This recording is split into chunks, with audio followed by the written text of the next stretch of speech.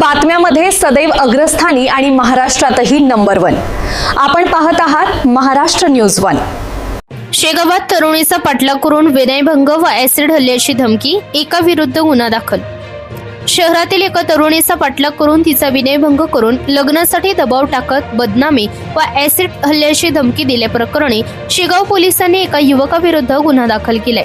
याबाबत तरुणीने दिलेल्या फिर्यादीनुसार सदर तरुणी मुरारका कॉलेज ते रोकडिया नगर भागातून 16 ते 24 फेब्रुवारी रोजी सकाळी 11 वाजताच्या सुमारास दुपारी 2:30 पर्यंत आरोपी रत्नालाल राजू गवई राहणार रायली फैल शेगाव याने तरुणीचा पाठलाग केला।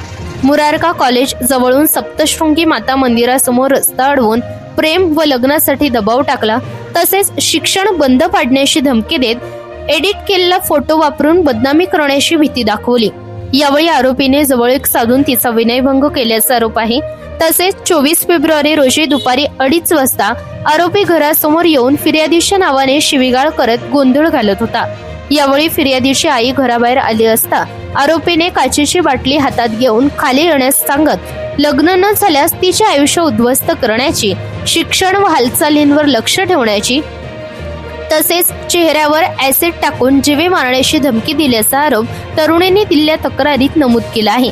या प्रकरणी तरुणीच्या फिर्यादीवरून शेगाव पोलिसांनी आरोपी रत्नालाल राजू गवई याच्या विरुद्ध कलम 75, 78, 126, 352, 351(2) भारतीय न्याय संहितानुसार गुन्हा दाखल केला आहे। तर पुढील तपास नामपू कॉलेजर निलेश गाडगे करीत आहेत। इस्माईल शेख, मुख्य संपादक, सहप्रतिनिधी इकरार अहमद खान, महाराष्ट्र न्यूज 1 बुलढाणा।